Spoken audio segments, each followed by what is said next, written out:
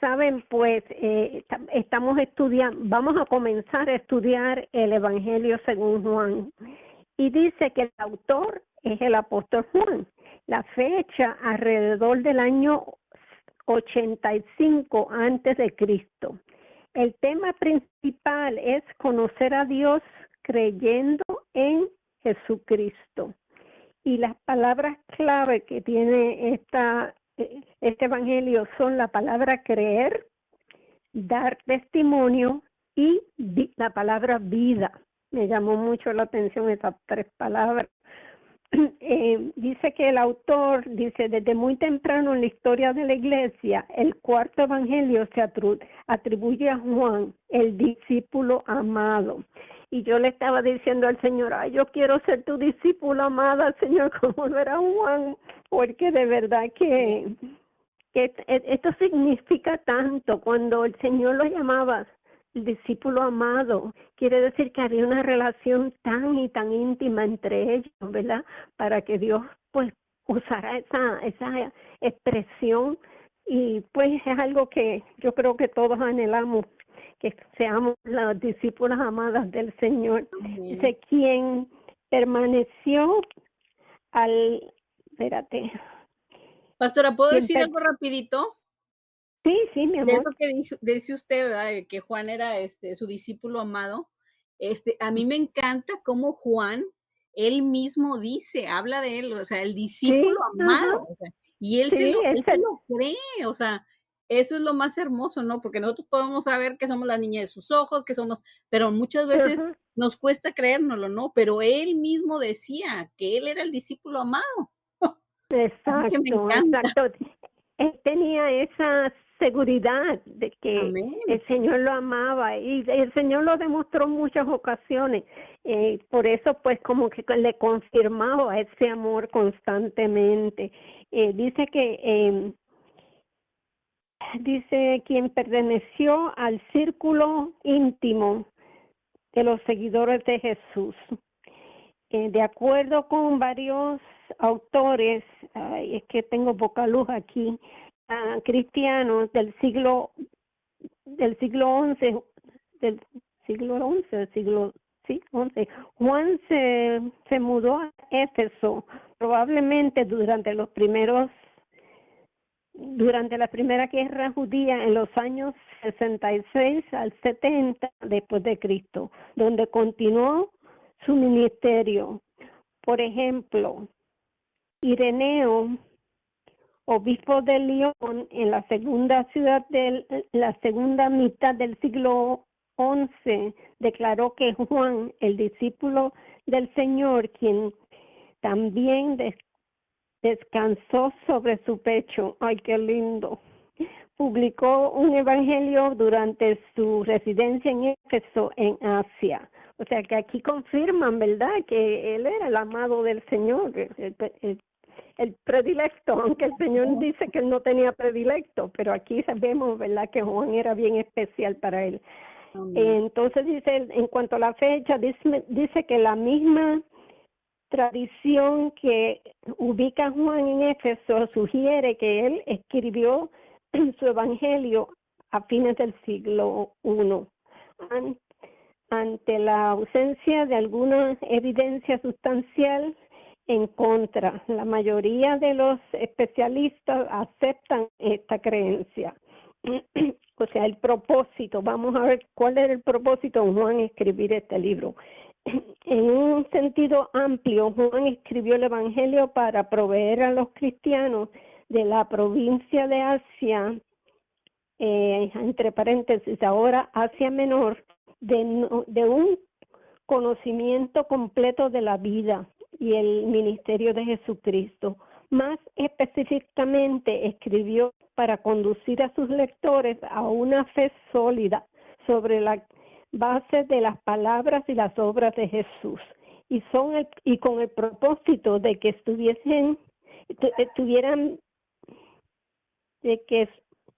tuvieran vida en su nombre. Esto lo vemos en el capítulo 20, versículo 31. O sea, no hay mucho más para leer, pero no quiero tomar más tiempo. quiero entrar en el tema. Como dijimos, pues estamos estudiando el libro de Juan y el libro de Juan es hermoso, como todos los que hemos leído, ¿verdad?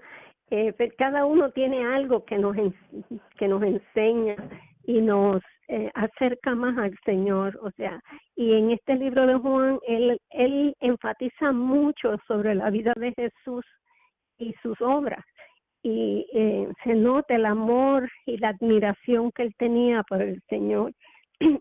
Él dice, el versículo 1 del capítulo 1 dice, en el principio era el verbo, y el verbo era con Dios, y el verbo era Dios. El 2, era en el principio con Dios. El 3, todas las cosas por él fueron hechas, y sin él nada de lo que ha sido hecho fue hecho. El 4, en él estaba la vida, y la vida era la luz de los hombres. La luz en las tinieblas resplandece, y las tinieblas no prevalecieron contra ella. Hablando que no prevalecen, las tinieblas no pueden prevalecer sobre la luz, que es Jesús. Así que en las notas que tengo acerca de esos versículos, dice, en el principio era el verbo. En las escrituras hebreas, el verbo es Jehová, es Dios. El nombre para Jehová nunca podía ser pronunciado por los israelitas. Era una palabra tan santa que nunca la usaban. Jesús es el verbo, y esta palabra reúne todo lo que se había dicho en el Antiguo Testamento. Esto lo vemos en Génesis 1:1. Perdón, el versículo referente al versículo 2 dice, este era en el principio. En el Antiguo Testamento Dios aparece como creador del mundo. En el Nuevo Testamento Dios pronunció su palabra definitiva a través de la palabra viviente, su Hijo. La frase el verbo de Dios atribuye divinidad al verbo. Estamos hablando, ¿verdad?, de que el verbo era Jesús, sin definir toda la divinidad como el verbo. Sobre el versículo 3, Juan declara que Jesús fue el agente divino responsable de toda la creación. Esto, pues, está en este libro, pues se enfatiza mucho esto. Referente a los versículos 4 y 5, dice sobre el 4 y 5, la vida y la luz forman parte del vocabulario fundamental de Juan cuando describe la misión y la esencia del verbo encarnado. O sea, una vez más, el verbo encarnado era Jesús. Y Juan lo enfatiza en este libro más de una ocasión. Vamos a leer los versículos 6 al 11. Dice, hubo un hombre enviado de Dios, el cual se llamaba Juan. Vino por testimonio, para que diese testimonio de la luz, a fin de que todos creyesen por él.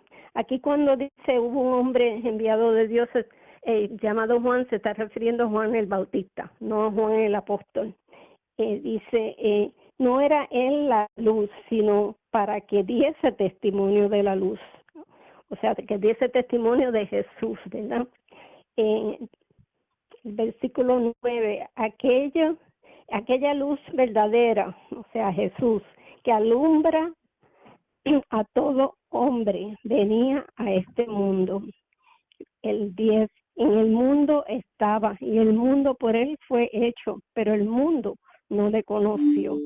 Qué interesante esto, ¿verdad? Y aún hoy en día vemos que muchas personas no les interesa conocer a Jesús. Le hablamos del Señor y muchas veces pues no les interesa, sencillamente no tienen esa pasión que sentimos nosotros. A lo mejor en algún momento de nuestra vida tampoco nos interesaba a nosotros saber de Jesús. Lo digo por mí, o sea, porque recuerdo que a mí una compañera de trabajo y un compañero de trabajo empezaron a hablarme del Señor y yo me hacía de oídos sordos, los escuchaba por cortesía, pero en realidad como que no me interesaba, pero fueron persistentes.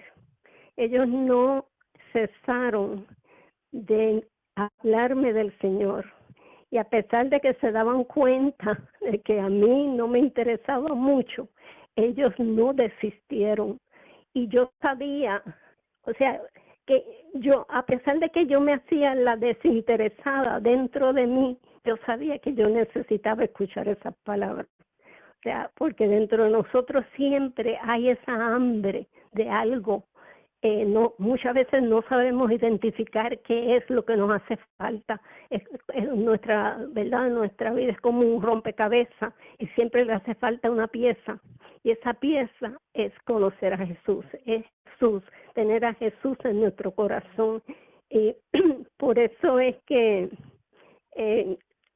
yo, cuando Elisa estaba hablando de su pena de que su mamá no conocía al Señor, yo oré intensamente para que Dios le diera esa oportunidad a Elisa de poderle ministrar a su mamá acerca del Señor, porque yo sabía que para Elisa eso era muy importante, pero sobre todo para su mamá, o sea, Amén. que ella, a pesar de que estaba a lo mejor, ¿verdad?, en un estado estaba bien malita porque falleció ese mismo día, pero sin embargo Dios le dio a Elisa esa oportunidad que ella tanto anhelaba y Dios le dio la oportunidad a su mamá de escuchar la palabra de Dios. Y yo me gocé cuando ella me dio ese testimonio porque es de eso es que se trata, o sea, de que nosotros aquí vamos a ver cómo Juan lo explica, o sea, la importancia de nosotros conocer al verbo, conocer la palabra de Dios, porque la palabra verbo significa palabra, o sea, palabra significa Jesús, la palabra de Jesús. Así que vamos a seguir porque si no me salgo del tema. Dice que el Evangelio de Juan recoge varios testimonios sobre Cristo, mostrando que la fe en Él está basada en la evidencia. El testimonio de Juan el Bautista, así como otras evidencias, hace inexcusable el rechazo de Jesús por parte del mundo. O sea que no hay excusa verdaderamente para nosotros rechazarlo, porque si vamos a ver su vida, todos los milagros que hizo, todo lo que hizo es al extremo de ir a la cruz por nosotros. O sea que es inexcusable que las personas, o sea, todos nosotros, ¿verdad?, le digamos que no al Señor. La frase venía a este mundo, estoy hablando ahora del versículo 9, pero no he leído hasta ahí, ¿verdad? Bueno, sí dice, aquella luz verdadera que alumbraba a todos los hombres tenía este mundo. Y aquí la nota que tengo acerca de esto dice que la palabra venir a este mundo se refiere a Cristo, no a todo hombre. Con su venida, Él se ha convertido en la luz verdadera para aquellos que creen, o sea, para nosotros. Además, Él también es esa luz que en sentido general alumbra la conciencia humana y hace de esa manera responsable a toda la humanidad ante Dios. O sea que no tenemos excusa, hermanos, cuando vayamos, o sea, al partir de este mundo y estemos frente al Señor, el Señor nos va a preguntar, ¿qué hiciste con mi hijo Jesús? O sea, hay muchas personas que no lo han confesado como Señor y Salvador. ¿Qué excusa van a dar? No tienen ninguna, porque la palabra de Dios se está predicando por todo el mundo. Poco a poco está llegando a cada rincón y cuando lleguemos ante el Señor no vamos a tener excusa. O sea, los que lo hemos declarado como Señor y Salvador, pues gloria a Dios, ¿verdad? Sabemos que tenemos entrada a su presencia, pero aquellos que no van a poder dar excusas porque no hay ninguna. Porque en Romanos 1, capítulo 1, versículos 19 al 20 dice, porque lo que de Dios se conoce es manifiesto, pues Dios se lo manifestó, porque las cosas invisibles de Él, su interno poder y deidad, se hacen claramente visibles desde la creación del mundo, siendo entendidos por medio de las cosas hechas, de modo que no tienen excusas. Wow. O sea, que cuando miramos la creación, algo tan perfecto que Dios creó, solamente un ser supremo pudo haber creado este mundo tan perfecto como es. O sea, eso no es obra de hombre.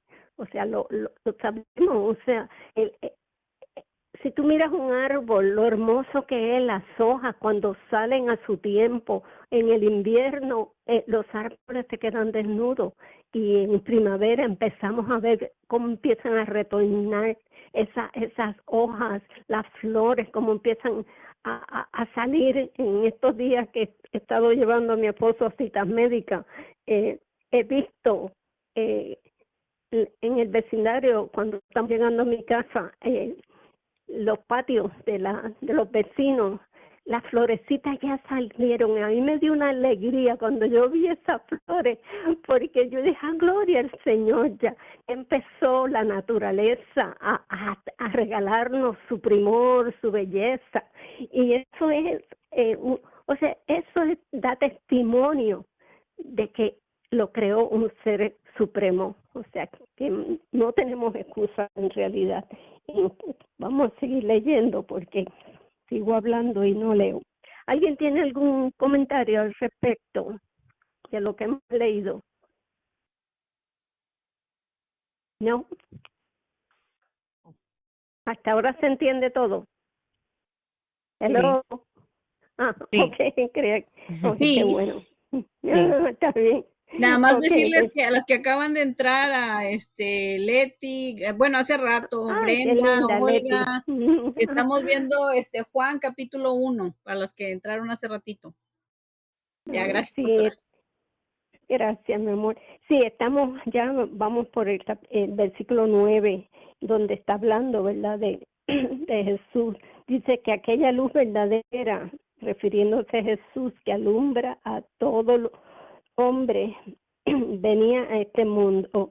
En el mundo estaba y el mundo por él fue hecho, pero el mundo no le conoció. Dice el 11, a lo suyo vino y los suyos no le recibieron. Está hablando, ¿verdad?, del pueblo judío, que todavía hoy en día piensan que el Mesías no ha venido.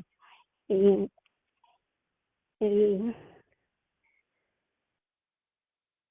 las notas. Ok, el 14 dice, más a todos los que le recibieron, a los que creen en su nombre, les dio potestad de ser hechos hijos de Dios, los cuales no son engendrados de sangre, ni de voluntad de carne, ni de voluntad de varón, sino de Dios. O sea, nosotros somos, o sea, desde que estamos, antes de estar en el vientre de nuestra madre, ya el Señor nos había pensado, ya Él sabía que nosotros íbamos a nacer, sabía nuestro sexo, sabía el color de nuestro pelo, de nuestros ojos. O sea, Él es tan perfecto que ya Él sabía, ya nos tenía en su pensamiento y en su corazón. Y esto es algo tan hermoso, pensar que Dios nos ama tanto, nos demuestra su amor de tantas formas diferentes, y una de ellas es esa, que nosotros no estamos aquí en este mundo por casualidad. Nosotros estamos aquí con propósito. Estábamos en el corazón y en el pensamiento de Dios, y nos trajo a este mundo con un propósito. Muchas veces estamos buscando ese propósito y decimos, pero es que yo no sé por qué yo estoy aquí en este mundo, qué es lo que me toca hacer.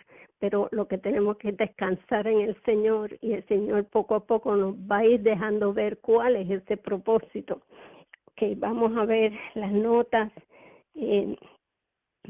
Más adelante dice, y aquel verbo fue hecho carne y habitó entre nosotros, y vimos su gloria, gloria como del unigénito del Padre. Juan dio testimonio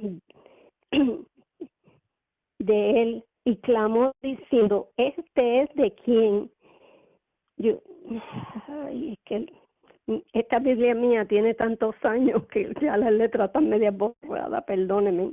Este es de quien yo decía, el que viene después de mí es antes de mí, porque era primero que yo, porque de su plenitud tomamos todos, y gracia sobre gracia. Qué lindo. Dice, voy a seguir leyendo hasta llegar hasta el 20, que tengo aquí una nota sobre el 20. Dice el 17, pues la ley por medio de Moisés fue dada, pero la gracia, la verdad vinieron por medio de Jesucristo. La gracia y la verdad vinieron por medio de Jesucristo. A Dios nadie le vio jamás. El unigénito Hijo que está en el seno del Padre, Él ha dado a conocer, y Él lo ha dado a conocer. O sea, que el Señor, el Padre, nos ha dado a conocer su Hijo. O sea, qué privilegio tenemos nosotros que lo hemos conocido. O sea, que el Padre se haya dignado en presentarnos a su Hijo para que nosotros podamos tener esa relación que nos lleva hacia el Padre a través de su Hijo. Y esto es hermoso. Dice en el 9, este es el testimonio de Juan. Este es el mismo Juan escribiendo. Dice, este es el testimonio de Juan. Cuando los judíos enviaron de Jerusalén sacerdotes y levitas para que le preguntaran, ¿tú quién eres? Confesó y no negó, sino confesó, yo soy el Cristo. Y le preguntaron, ¿qué pues?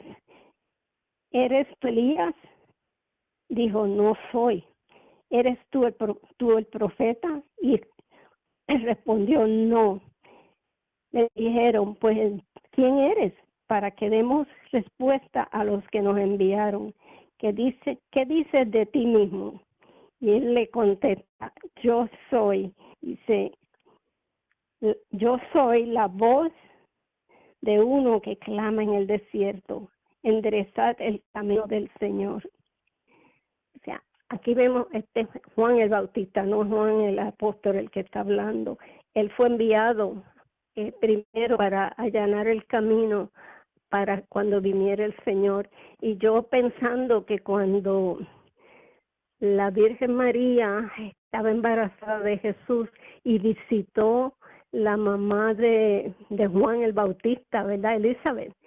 Y cuando María saludó a Elizabeth, el niño que estaba en su vientre, Juan el Bautista, brincó de gozo. El Espíritu Santo se movió en él. Y todo esto me vino a mí a la memoria cuando yo estaba leyendo esto. Yo digo, hermoso, ellos eran primos. Aquí en ningún momento vemos se menciona esto de que eran primos, en este libro de Juan, en otro lugar creo que sí lo dice, pero qué privilegio para Juan poder anunciar a Jesús como el Hijo de Dios. O sea, qué privilegio. Eran primos, a lo mejor no sé cuán cercanos serían, o si si compartían. Pastora, se supone que Elizabeth y María eran primas. Y María eran primas, por eso ellos eran primos. Sí, ajá. Sí. Pero que yo digo, ¿verdad? Que para Juan el Bautista debió haberse sentido honrado de saber que él había sido enviado para allanar el camino para Jesús. O sea, wow, por eso es que más adelante vemos que él mismo dice, yo no soy digno de ni tan siquiera atar sus zapatos. Él sabía que Jesús era el Mesías. O sea, él tenía testimonio en su corazón de que Jesús era el Mesías. ¿Algún comentario? Aleluya. No. Ok, pues vamos. La nota sobre el versículo 20. Al observar el mundo creado, toda persona puede encontrar abundante evidencia de la existencia y el poder de Dios. Que era lo que le estaba diciendo ahorita, ¿verdad? Acerca de cómo la naturaleza nos da testimonio de que fue creado por Dios. Notas acerca de los versículos 12 y 13. El nuevo nacimiento no acontece por descendencia física, esfuerzo o voluntad humana, sino a través del poder de Dios. O sea, el hecho de que nosotros nacemos de nuevo no tiene nada que ver con si nuestros padres también son nacidos de nuevo. O sea, no heredamos eso de nuestros padres o de ningún familiar. Eso es un acto de nuestra voluntad. Nosotros somos los que decidimos aceptar al Señor como Señor y Salvador. Fíjense que el Señor no nos obliga. El Espíritu Santo es tan, ¿cómo decirlo? Él es tan delicado, él no nos obliga. Él nos trae convicción, sí, de pecado, de justicia, de juicio, pero en ningún momento nos fuerza a aceptar a Jesús. Yo les he hecho el cuento de la vez que estábamos en una cena de la Fraternidad Cristiana de Hombres de Negocio y a mí me tocó estar en la puerta para recibir a las personas que llegaban a la cena. Y una de las señoras que estaba presente había traído a su esposo, que era inconverso. Ella ya se había convertido y quería que su esposo aceptara al Señor. Y la habían invitado a esa cena y le habían dicho que trajera a su esposo, que el Señor iba a hacer algo esa noche. Y cuando empezaron a hacer el llamado, porque siempre al final se hacía un llamado a salvación, y este muchacho salió corriendo de donde estaban sentados y iba a salir por la puerta.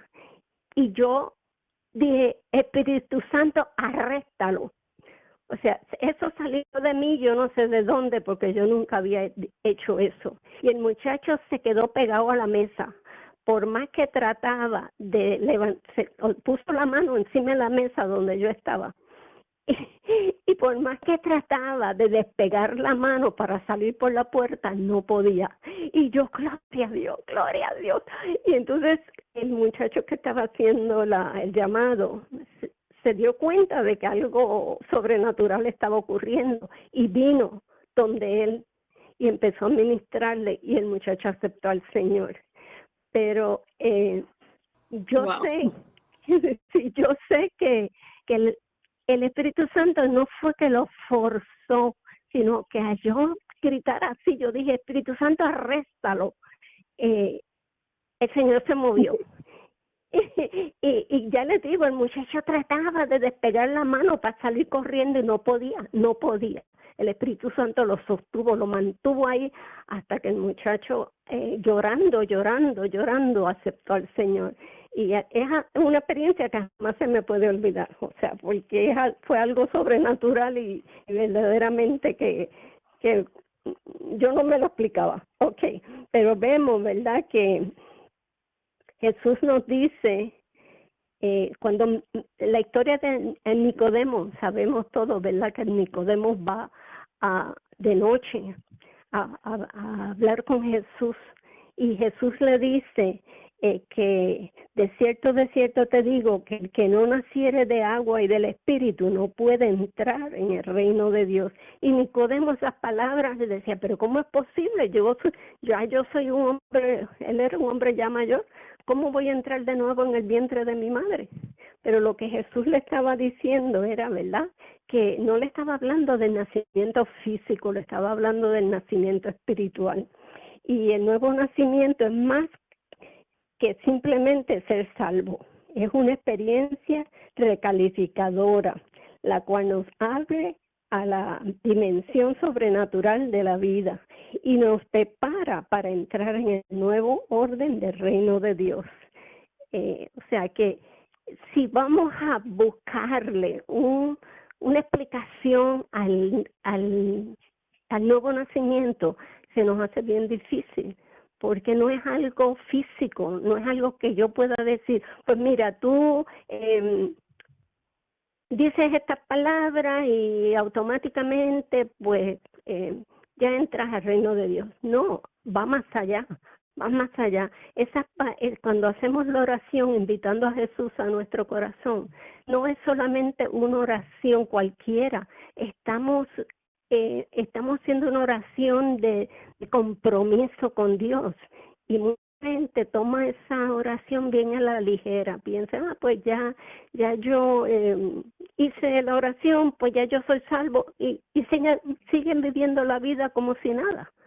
Y sabemos, ¿verdad?, que cuando verdaderamente la hacemos con fe, creyendo, es que nuestra vida comienza a cambiar, el Espíritu Santo empieza a trabajar en nosotros. Y muchas veces no es algo instantáneo, no es, aunque muchas veces hay personas que sí han tenido por ejemplo, adictos a droga, de momento sienten al confesar a Jesús empiezan a perder el deseo de las drogas, pero en otras ocasiones pues nos toma un tiempito en lo que nosotros verdaderamente entendemos el paso que dimos y empezamos a dejar que el Espíritu Santo obre en nosotros, y ahí es donde empieza nuestra nueva vida, el nuevo nacimiento, cuando nosotros dejamos que sea el Espíritu Santo el que nos empiece a cambiar, no nosotros dejarnos llevar por lo que nos diga el pastor o el hermano o el evangelista. No se trata de eso, se trata de algo bien personal entre el Espíritu Santo y yo. O sea, pero yo tengo que poner de mi parte, yo tengo que ceder mi voluntad a la voluntad de Dios y dejar que esa nueva criatura empiece a formarse en mí. Dice que la palabra dice que las cosas viejas pasaron y aquí todas son hechas nuevas, ¿verdad? Eso quiere decir que la vida, el viejo hombre deja de existir y sumerge esta nueva criatura, esta nueva Mirti que fue creada por el Señor, la Mirti que estaba en el pensamiento de Dios cuando Él la creó. No cuando Mirti decidió, o sea, nació y empezó a vivir su vida a como ella creía que debía vivirla. No, el nuevo nacimiento es algo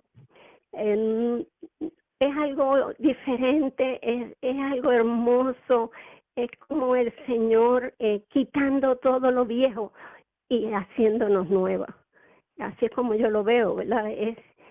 Es quitando las vendas de nuestros ojos, todas aquellas cosas que creíamos que estaban bien, aunque no estaban bien. El Señor empieza a mostrarnos cómo es que Él quiere que nosotros actuemos. Esa es la obra del Espíritu Santo, comenzar a redarguirnos, pero lo hace en amor, no lo hace obligándonos a nada. Y me gusta mucho, ¿verdad, Juan? Porque él pues lo presenta de una forma bien bonita. Vamos a seguir. Si ya me conocen, saben que pues a mí me gusta predicar. El versículo 24 dice que los que habían sido enviados eran los fariseos, y sabemos, ¿verdad?, que los fariseos eran los maestros, los que conocían la ley y eran bastante legalistas. Entonces le preguntaron y le dijeron, ¿por qué pues bautizas si tú no eres el Cristo, ni Elías, ni el profeta? Juan le respondió, está hablándole, ¿verdad?, Juan el Bautista. Juan le respondió diciendo, yo bautizo con agua, mas en medio de vosotros está uno a quien vosotros no conocéis. Este es el que viene después de mí, el que es antes de mí, del cual yo no soy digno de desatar la correa del calzado. Estas cosas sucedieron en Betábara. Ay, vuelvo y les pido disculpas, pero yo hago tantas notas encima de las letras que después no las puedo leer. Al otro lado del Jordán, donde, ay, santo Dios, perdone, donde Juan estaba bautizando, o sea que Juan estaba bautizando en ese momento cuando los fariseos vinieron a cuestionarlo, pero sabemos que los fariseos no estaban actuando por sí mismos, ellos habían sido enviados por ay, ¿cuál es la palabra? Los que estaban a cargo de los templos, del templo, de la sinagoga. Entonces vamos al 29. El siguiente día vio Juan a Jesús que venía a él y dijo, he aquí el Cordero de Dios que quita el pecado del mundo. Fíjense cómo Juan sabía esto. Tiene que haber sido por el Espíritu, porque Juan no sabía que él era el Hijo de Dios hasta que el Espíritu mismo se lo muestra. O sea, dice, este es aquel de quien yo dije, después de mí viene un varón, el cual es antes de mí, porque era primero que yo. Y yo no le conocía más, para que fuese manifestado Israel. Por esto vine yo bautizando con agua. Aquí Juan está dando una explicación. Le está explicando a ellos, ¿verdad?, que él vino primero porque para que se cumpliera la escritura en realidad. O sea, porque en Isaías vemos, ahora no creo que yo anoté esa escritura, pero ya Isaías había profetizado que él venía. Entonces dice... ¿Quiere que le ayude a leer, pastora? Ay, sí, mi amor, Sí, porque luego yo vuelvo sé y te que digo... su alergia y todo eso también. El 32, ¿verdad? Sí, por favor. También dio Juan testimonio diciendo, vi al Espíritu que descendía del cielo como paloma. Usted me dice hasta dónde. Y permaneció sobre él. Y yo no le conocía. Pero él que me envió a bautizar con agua, aquel que me dijo, sobre quien veas descender al Espíritu y que permanece sobre él, ese es el que bautiza con el Espíritu Santo.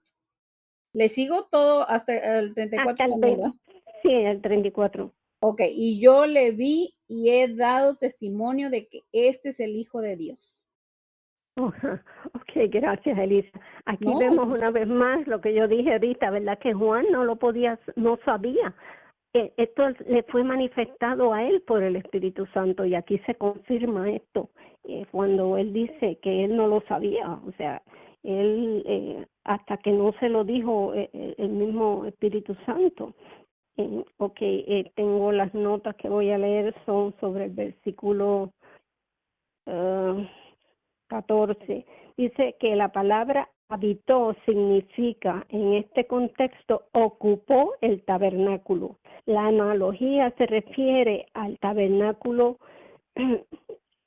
al tabernáculo en el desierto, cuando Dios puso su tienda entre los hebreos y manifestó allí su gloria. Así que Jesús se identificó con la humanidad al hacerse carne y vimos su gloria.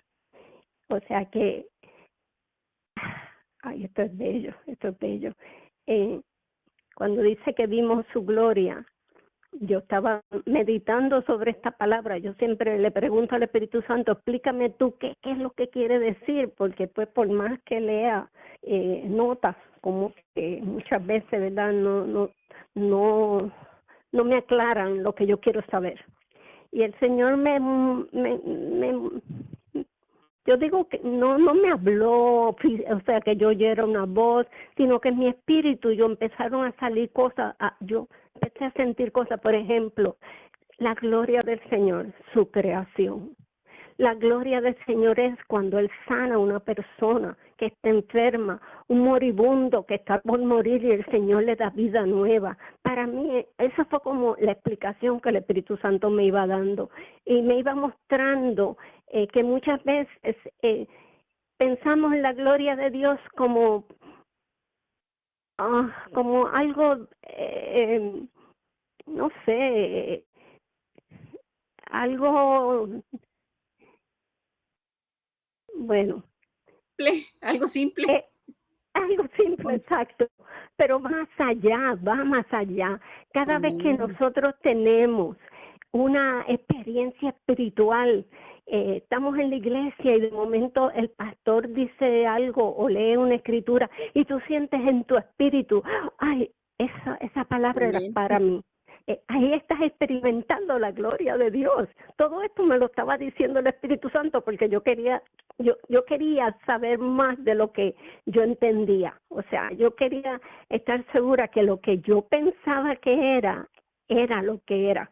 Y así me fue enseñando a través de la creación, a través de un niño, el milagro del nacimiento de un niño. Esa es la gloria de Dios. ¿Entendemos? Amén. ¿Algún comentario? Yo sigo hablando y se me olvida que ustedes también tienen derecho a hablar. No, lo estoy explicando súper bien, pastora. Muchas gracias. Bueno, eso está bonito. Perdón. sobre la gloria de Dios. En una escritura así que yo meditaba también, vi la gloria de Dios como extendida así sobre toda la tierra, sobre toda la humanidad. Exacto. Con un aviso, ¿ves? Con un aviso de su venida, ¿ves? Pero como diciendo, ya mi gloria está así, ¿ves? Ya mi gloria está extendida. Todo lo que veas, la naturaleza de todo lo que estamos hablando, que tú vives, que despiertas y estás viva, que respiras, que tus ojos miran. Y ese es mirando nosotros la gloria de Dios cada día. Amén. Cada día. Personas no pueden ver eso, ¿ve? Que es lo que nosotros tratamos con el Evangelio, ¿ve? Como usted está predicando y los estudios que nosotros quisiéramos, ¿ve? Que todas, como el Señor dijo, ¿ve? Que todos vengan al arrepentimiento y puedan ver la gloria de Dios que las personas no ven, que algunas personas no ven. Que viven y viven por día, pero que no ven la gloria de Dios. Así es como yo la veo, ¿ve? Todo, para mí, ve, yo mirar, sentir, escuchar, despertar, como decía el otro día, el sol, todo, la creación, todo, la creación, la gloria de Dios, dice la gloria de Dios que ya yo puse, ¿ves? Sobre toda la humanidad, sobre la tierra, los cielos, todo, que es bello. Sí, es bello, porque, o sea, nosotros estamos viendo con nuestros ojos espirituales, el mundo ve con los ojos físicos, por eso que no lo pueden ver de la manera que nosotros lo vemos. Que lo vemos, sí. Ok, nota del versículo 15-16, el hecho de que Juan afirme que la gracia viene de su plenitud enseña que esta es más que una buena disposición o favor impersonal de Dios. Dios acude con toda su provisión y poder en nuestra necesidad, en lo personal, en la persona de Jesucristo. En otras palabras, que la gracia de Dios es su favor. O sea, el Señor nos ama tanto que continuamente nos está mostrando su gracia, su misericordia, su favor. En Romanos 3:24 dice, siendo justificados, y la palabra justificados aquí yo puse, ¿verdad? Que es ser declarados justos ante Dios, gratuitamente por su gracia, mediante la redención. O sea, la redención aquí está hablando de, pues, dejar en libertad. El precio que Jesús pagó para la compra de esa liberación fue su sangre derramada. O sea, qué mejor prueba de su amor que derramar su sangre para el perdón de nuestros pecados. Yo creo que no había otra forma de que Él pudiera mostrarnos a nosotros cuánto nos amaba. Entonces, sobre el 18, Vamos a seguir leyendo porque me estoy adelantando aquí. ¿Dónde quiere que lea, pastora? Sí, el 35, o léete del 35 al 30, espérate, al final, al 40. Ok. Los primeros discípulos, el 35. El siguiente día otra vez estaba Juan y 2 de sus discípulos, y mirando a Jesús que andaba por ahí, dijo: He aquí el Cordero de Dios. 37. Le oyeron hablar los 2 discípulos y siguieron a Jesús. Y volviéndose Jesús y viendo que le seguían, les dijo: ¿Qué buscáis? Ellos le dijeron: Rabí, que traducido es maestro. ¿Dónde moras? Les dijo, venid y ved. Fueron y vinieron donde moraba y se quedaron con él aquel día, porque era como la hora 10.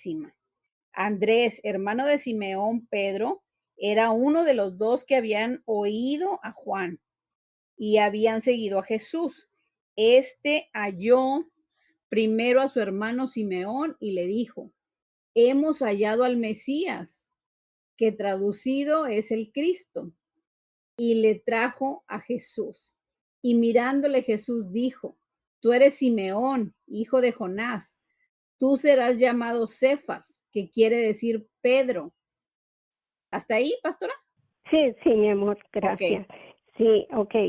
Aquí vemos que Jesús escogió a sus primeros discípulos entre aquellos que también seguían a Juan el Bautista. Como solo se nombra a Andrés entre los 2 primeros discípulos, esto lo vemos en el versículo 40, el otro probablemente fue Juan, el autor de este evangelio. Y Pedro, ¿no? Ajá, sí. Bueno, Pedro, Simeón, que es Pedro, ajá. Sí, pero, o sea, aquí la nota dice que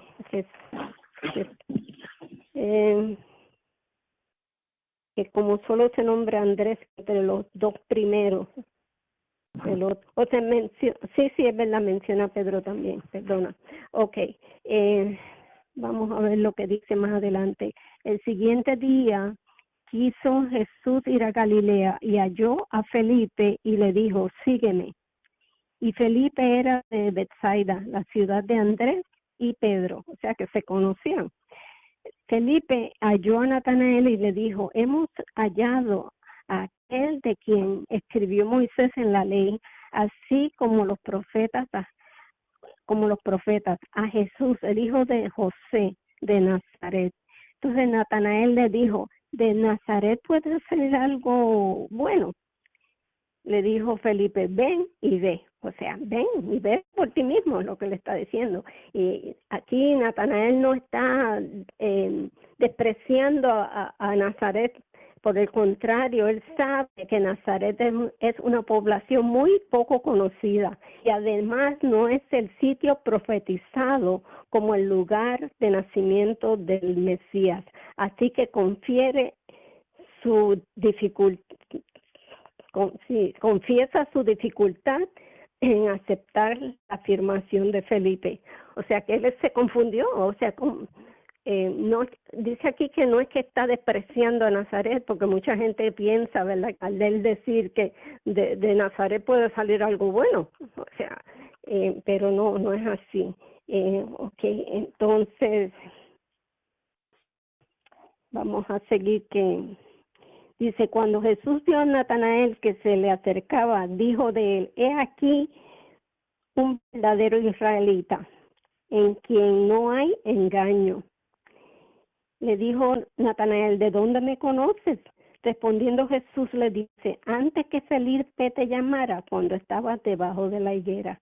Respondió Natanael y le dijo: Rabí, tú eres el Hijo de Dios, tú eres el Rey de Israel. Respondiendo Jesús le dijo: porque te dije, te vi debajo de la higuera, ¿crees? Cosas mayores que estas verás. Y le dijo: de cierto os digo, de aquí adelante que veréis el cielo abierto y a los ángeles de Dios que suban y descienden sobre el Hijo del Hombre. Aquí Dios le está diciendo, ¿verdad?, que le va a dar una mayor revelación. O sea, que Natanael no solamente iba a ver las cosas físicas, sino también espiritualmente, le iba a abrir su entendimiento, que es lo que nosotros debemos de estar pidiéndole al Señor también, que abra nuestro entendimiento para que nosotros podamos ver en el mundo espiritual las cosas que nuestros ojos físicos muchas veces no entienden. Y yo se lo pido al Señor constantemente. Yo quiero ver en el mundo espiritual. Yo quiero tener esa relación con el Señor a tal grado de que, o sea, que el Señor me pueda mostrar a mí, que sienta, o sea, que yo soy confiable, que Él me puede confiar a mí secretos espirituales para que yo pueda acercarme cada día más a Él y ser cada día más como Él. Ese es mi deseo, agradar al Señor, que mi vida agrade al Señor. O sea, que no sea, que yo no pase por este mundo sin dejar un legado, sin dejar una marca en la vida de las personas que Él ponga a mi alrededor. Porque vemos que dice que el conocimiento sobrenatural de Jesús acerca de quién era en realidad Natanael convenció a este verdadero israelita de que se había encontrado con el Hijo de Dios, el Rey de Israel, tras su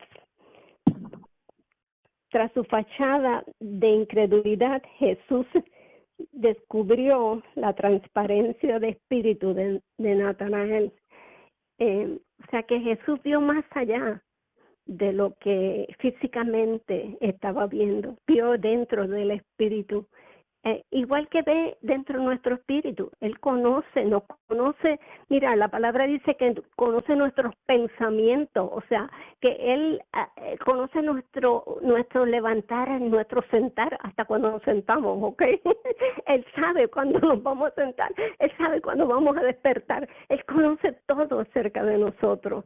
Y lo más lindo de todo es que aún con todas nuestras faltas, porque no somos perfectos, por más que tratemos, nunca vamos a ser perfectos hasta que no estemos en su presencia. Con todo y eso, ¿cuánto nos ama el Señor? Y aquí se lo está demostrando a Natanael. O sea, que él dice que él vio la transparencia, vio su corazón, vio su espíritu. Y yo le digo, Señor, o sea, esa es mi meta, que tú me conozcas al revés y al derecho, o sea, y yo conocerte de igual manera. Así que con esto terminamos, ¿verdad? Ya leímos hasta... Sí, ya lo leyó todo el capítulo, pastora. Sí, lo leí todo el capítulo, Sí. Estaba mirando, porque como les digo, mi Biblia parece, está escrita por todos lados. Pues esa Biblia vale oro, pastora.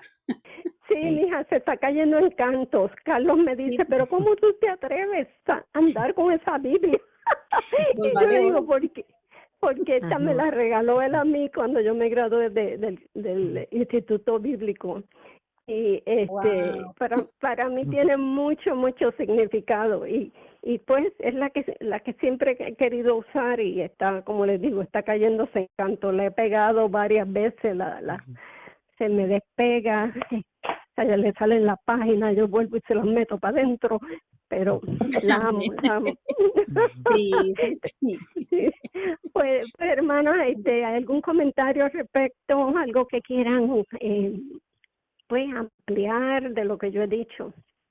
A mí me llamó la atención, aquí en mi Biblia dice que lecciones de vida claves de Juan el Bautista.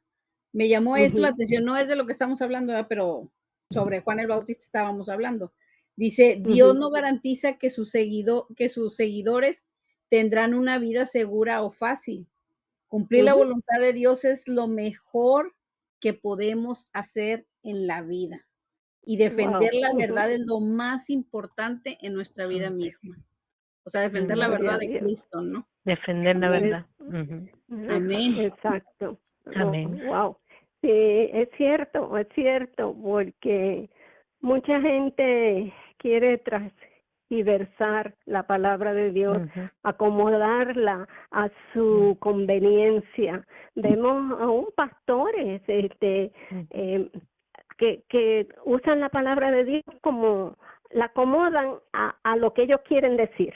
Y la palabra de Dios no se puede usar de esa manera. La palabra de Dios tiene un fin, y ese fin es enseñarnos, es redarguirnos, es, ¿verdad?, exhortarnos.